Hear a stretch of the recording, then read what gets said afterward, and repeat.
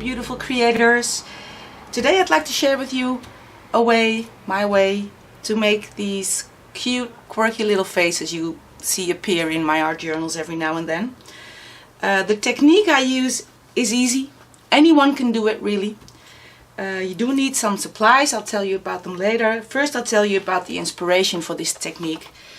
My inspiration came from the soul cards made by Deborah Chopin. You can find her, I know there is a website. I found this little deck of cards on my first visit to Glastonbury in England. And here you can find everything about it. Soulcards.com. These are so gorgeous. They are really very, very beautiful. There are two decks, two different kinds. I bought these. And on her website you can find a video, a tutorial on how she makes hers.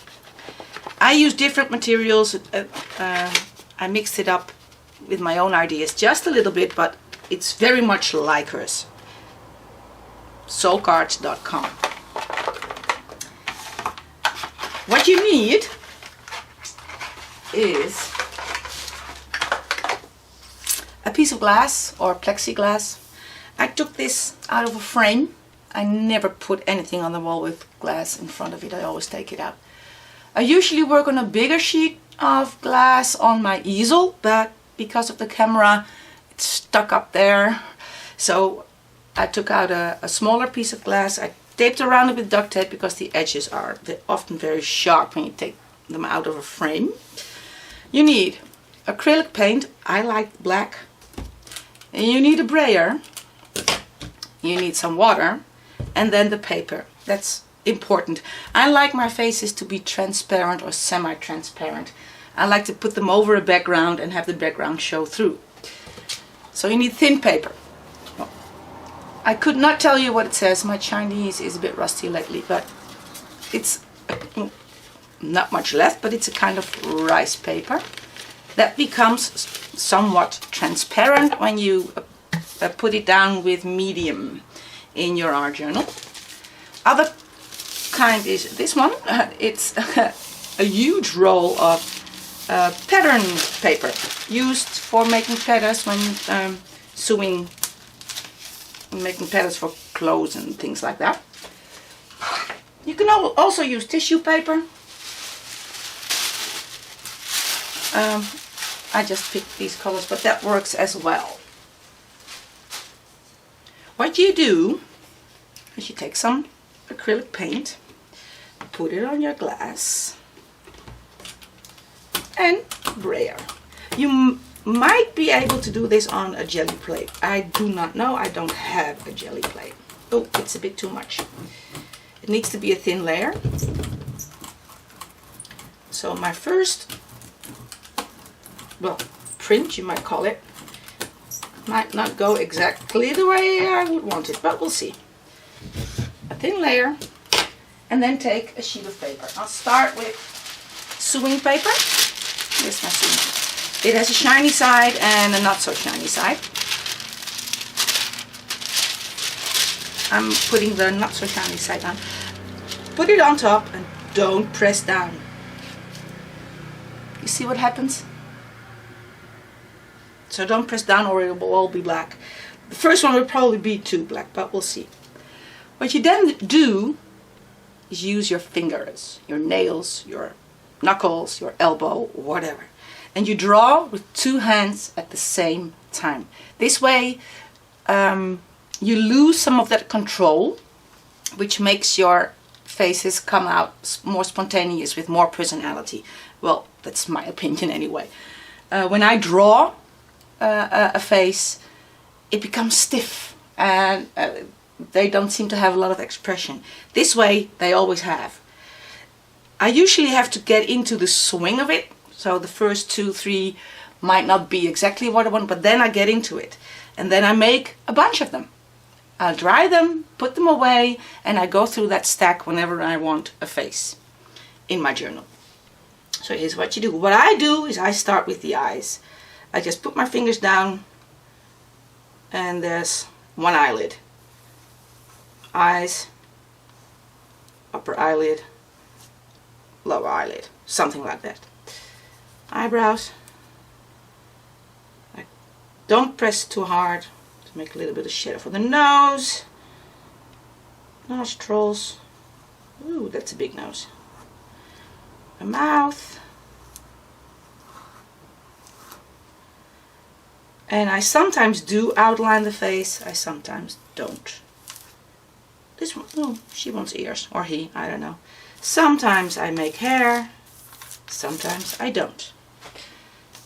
This will probably be very black, yep.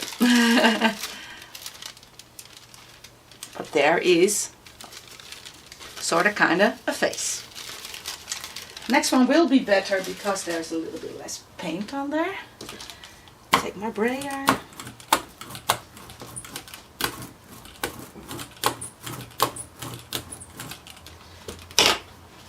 This is a sheet of the Chinese rice paper,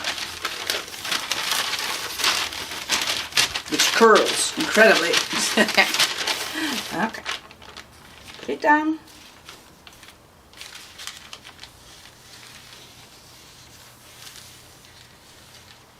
Eyes. Ooh. Irises, pupils, whatever. Eyelid. Eyebrow. Nose. Mouth. Oh! Chin. Why not?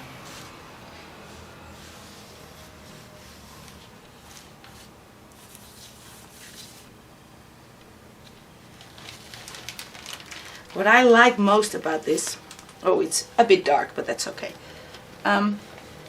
is these little spots that have extra paint. As you can see, there's a face.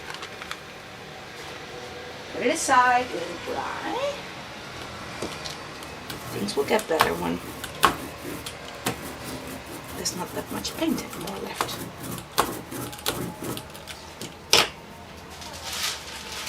Another sheet of pattern paper.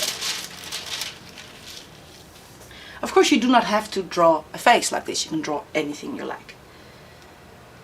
Let's start with the iris this time.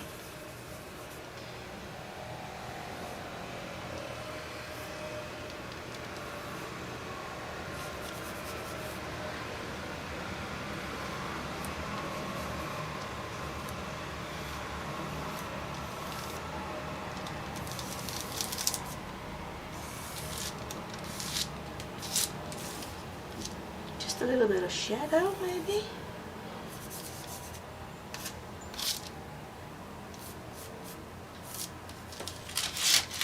Oops, it tears. That sometimes happens when paint dries, it gets too sticky.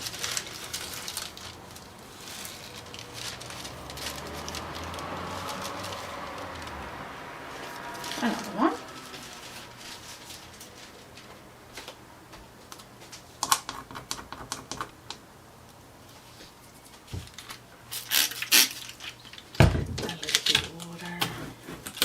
A little bit of paint goes a long way.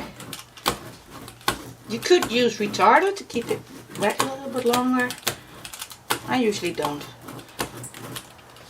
I like just seeing what happens, seeing what comes out. Let's try some tissue paper.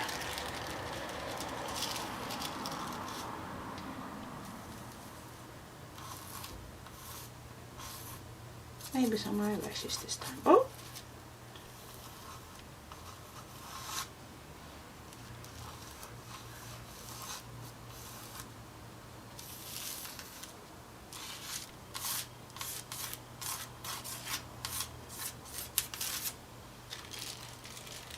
I have tried this with napkins as well, but they tear very easily because they're more delicate. Here's another face.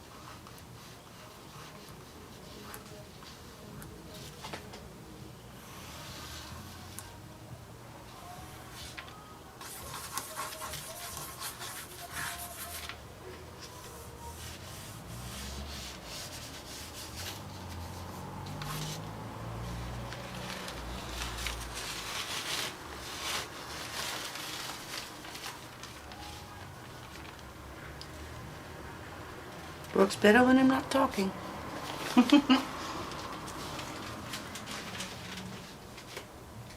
will just put on a little bit more, not too much.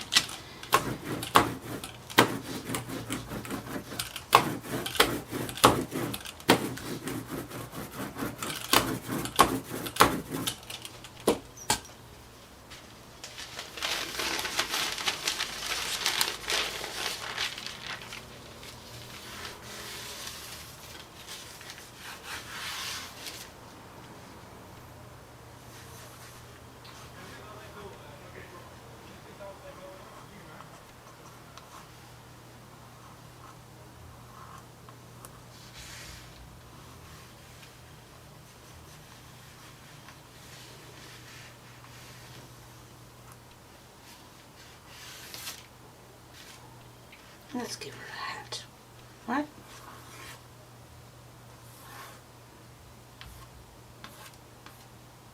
Some curls hanging out.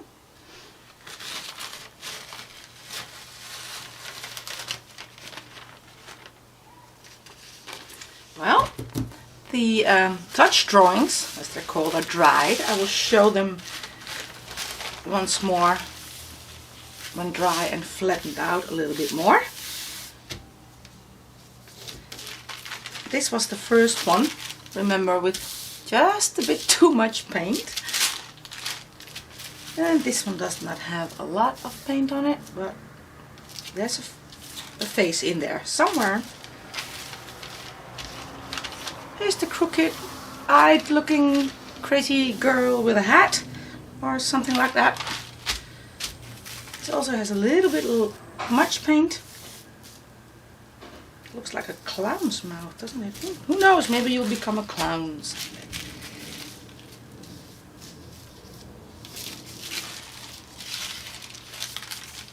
I like her, although it's torn, but I do like her. I think it's a her anyway.